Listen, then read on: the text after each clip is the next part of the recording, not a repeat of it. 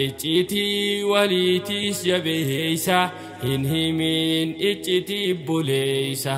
arrahan ganaan qaba dhahamsa dhaamsa khaanammoo naaf jabeeysa arrahan ganaan qaba dhahamsa dhaamsa khaanammoo naaf jabeeysa waan yaaddee godhu yoo feete waan jabduu takkaan siif himaa hottu as ta'ii na biraa ati immoo namatti hin himin didii adaraa sin himuu homaan sodaatiin tattafii himimeenatti waan kanaa dhiisin irratti icciitiin tantee tantooti waan hin godhiif deemu tanaa yoonii fi namatti himte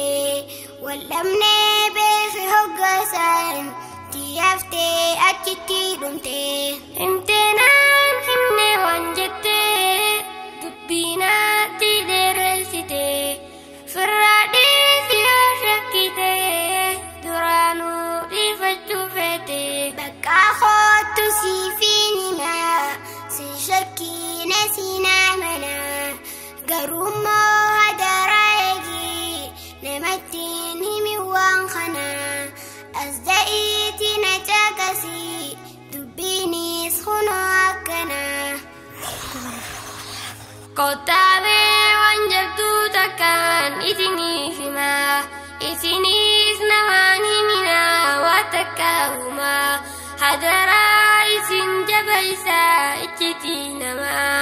hin himin jettee naa himte garuun hin himaa Khotaa ijoollee too hundi keeysan dhaamsa koo kan akka dhageeysan waan dhoysuu feetan jalqabarraa namattiin himinaa hadaara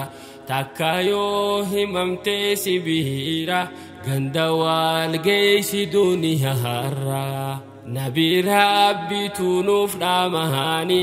icciitii akka jabeeysahani waan godhuu deemtun dubbatihini yoo himuu baattan ni guutahani icciitiin namaas amaanaadha yoo siif himanis iccitiidha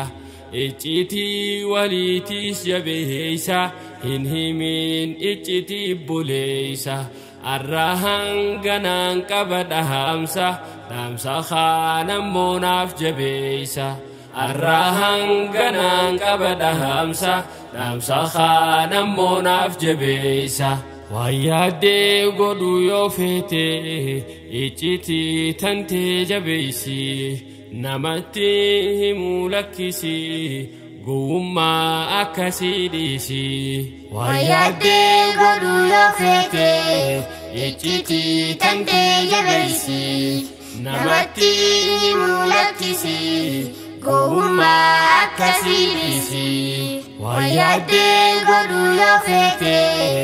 icciitii tantee jabeeysi namatti himuu lakkisi